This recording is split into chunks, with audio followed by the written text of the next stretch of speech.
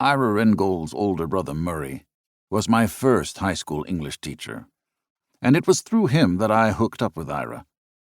In 1946, Murray was just back from the Army, where he'd served with the 17th Airborne Division at the Battle of the Bulge.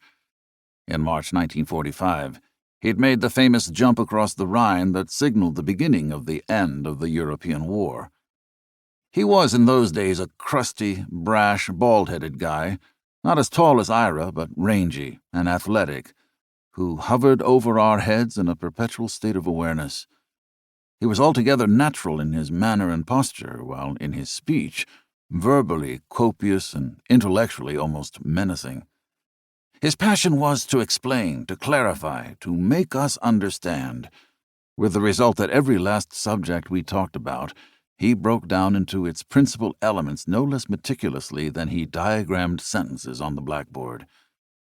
His special talent was for dramatizing inquiry, for casting a strong narrative spell, even when he was being strictly analytic and scrutinizing aloud, in his clear-cut way, what we read and wrote.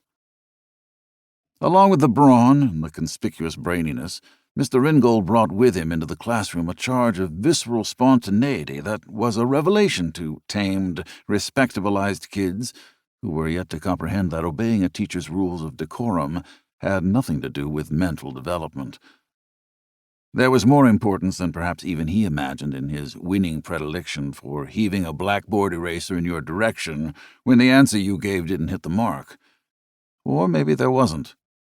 Maybe Mr. Ringold knew very well that what boys like me needed to learn was not only how to express themselves with precision and acquire a more discerning response to words, but how to be rambunctious without being stupid, how not to be too well concealed or too well behaved, how to begin to release the masculine intensities from the institutional rectitude that intimidated the bright kids the most.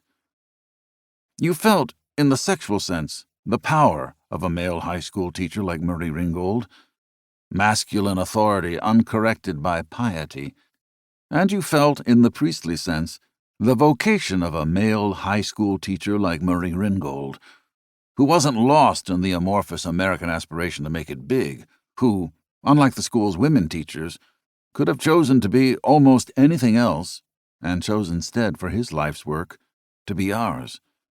All he wanted all day long was to deal with young people he could influence, and his biggest kick in life he got from their response.